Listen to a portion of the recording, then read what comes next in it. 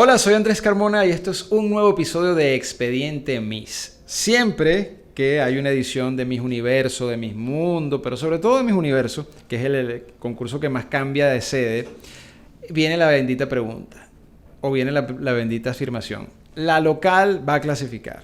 ¿Es en México? Miss México no falla. ¿Es en Turquía? Miss Turquía no falla en la finalista.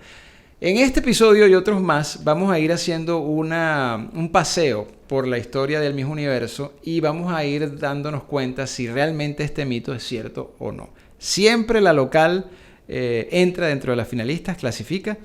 Vamos a ver si eso es cierto.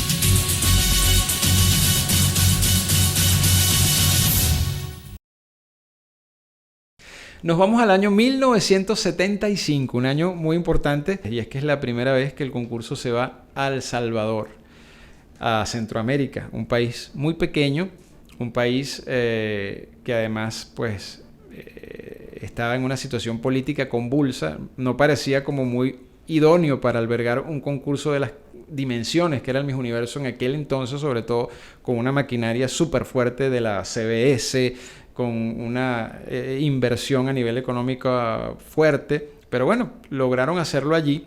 Era un país que había participado muy pocas veces durante esos 23 años que llevaba el Miss Universo hasta ese momento. Nada más había participado 5 veces, en 5 oportunidades de esas 23. Y de esas 5 solamente había obtenido una clasificación, que además fue una clasificación muy destacada en el año 55, la candidata Maribel Arrieta, que fue primera finalista, o sea, casi ganadora. Una candidata muy recordada por los historiadores del concurso de Miss Universo porque muchos aseguran que era prácticamente la doble de Marilyn Monroe.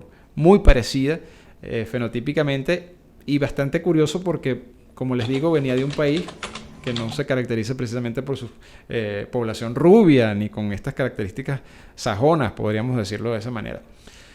La candidata local ese año se llamaba Carmen Elena Figueroa y logró clasificar entre las 12 semifinalistas. Aquí sí yo creo que me atrevería a decir, y espero no se disgusten los salvadoreños con esto, que sí jugó un papel importante el ser la candidata local. No creo que era una candidata que físicamente destacaba, por lo menos con los parámetros de belleza de aquel entonces. Era una candidata simpática, hablaba inglés si mal no recuerdo, que creo que esto puede haber sido importante.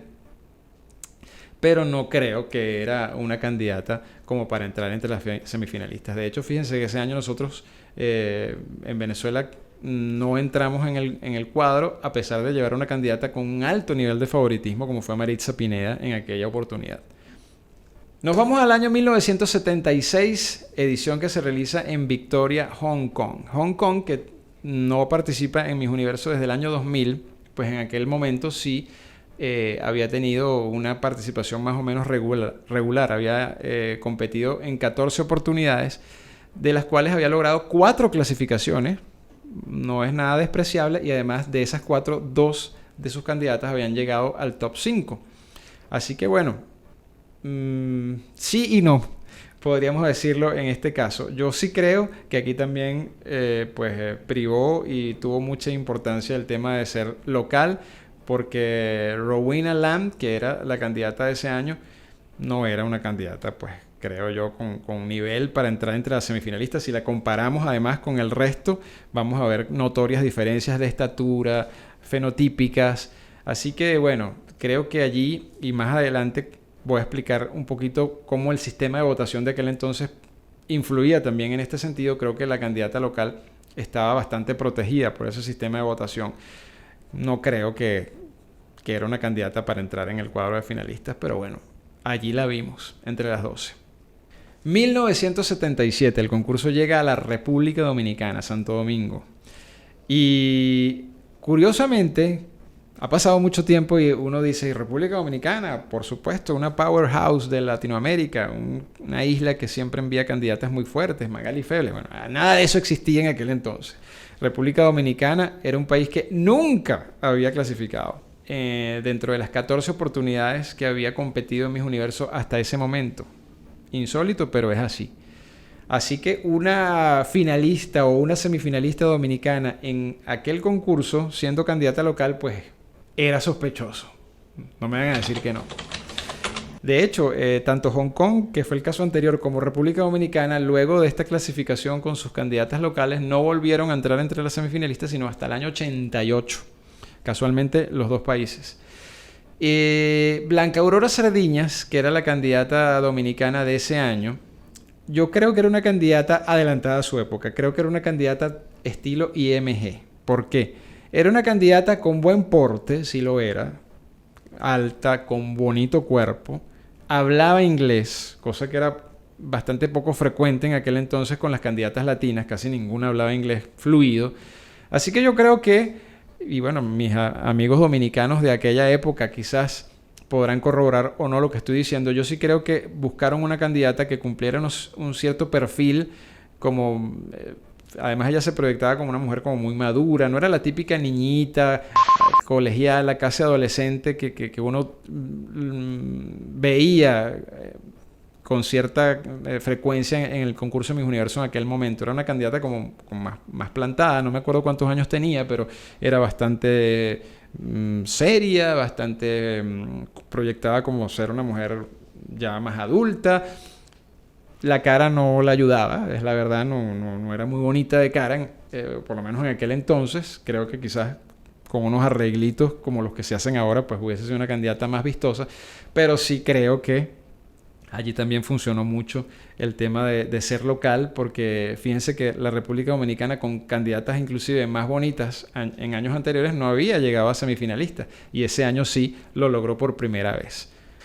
Llegamos a 1978, la primera oportunidad en que Miss Universo se transmite desde México. En este caso fue desde el puerto de Acapulco, en el estado de Guerrero. Además, se hicieron también grabaciones en otras sedes o subsedes en México. Fue un concurso con mucha cobertura de la prensa, con mucha inversión, dicen, del gobierno en aquel entonces.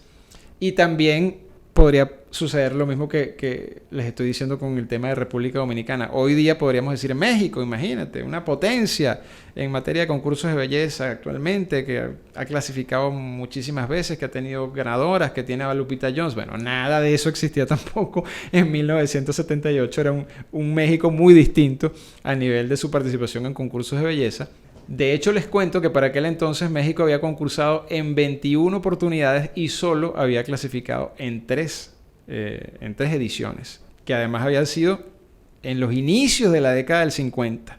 Había tenido 2 semifinalistas y una tercera finalista.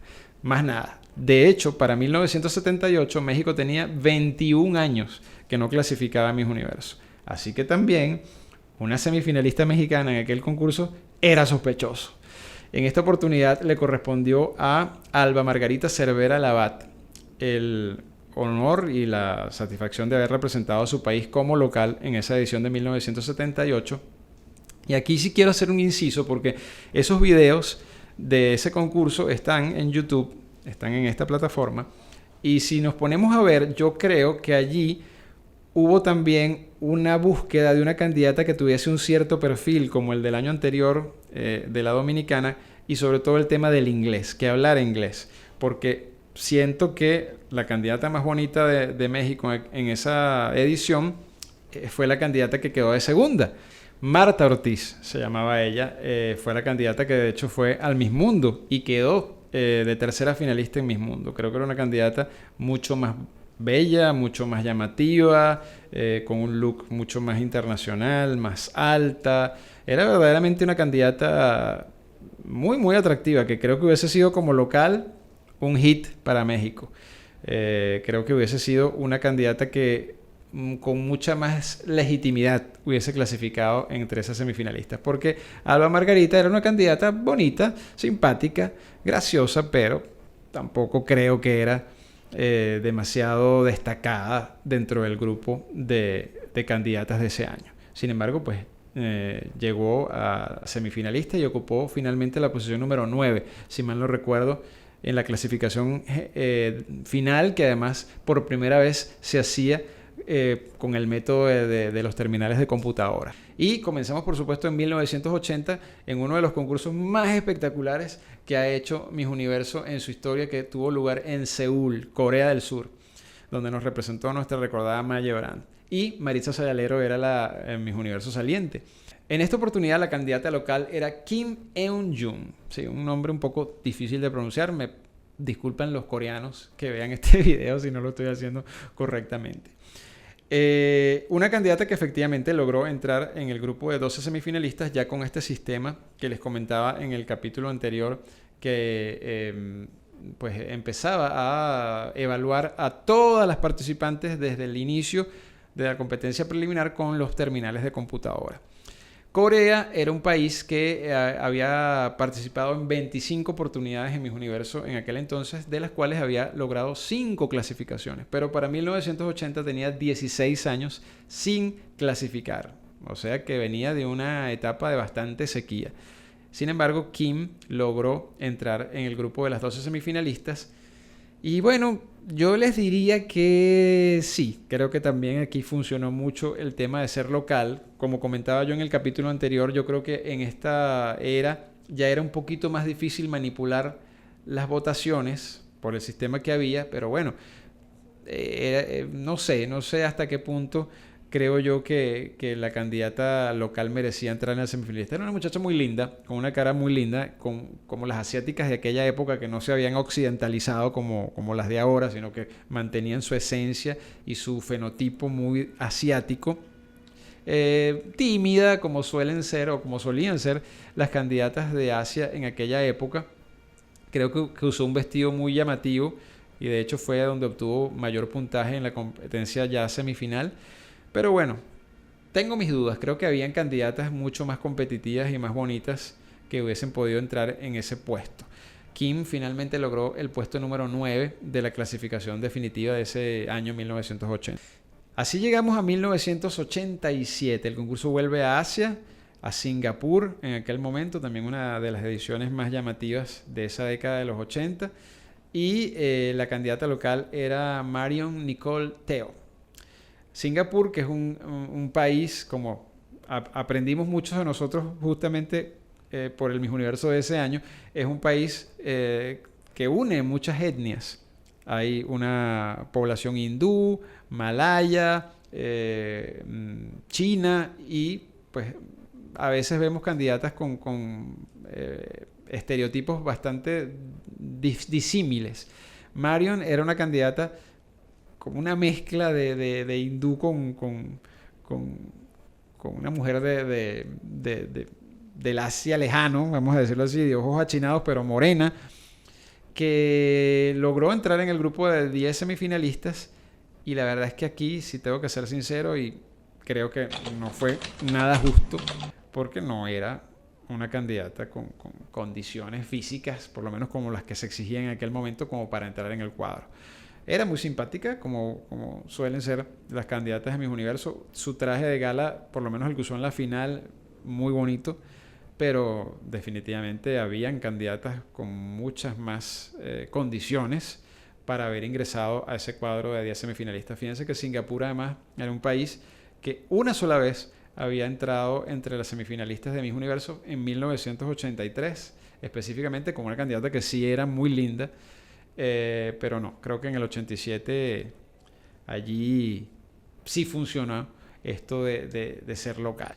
Bueno, y con esta disertación sobre las candidatas locales en Miss Universo en la década de los 80, terminamos este episodio del día de hoy. Más adelante hablaremos de las otras décadas para concluir finalmente. Siempre la candidata local es finalista a juro, siempre tiene su puesto asegurado.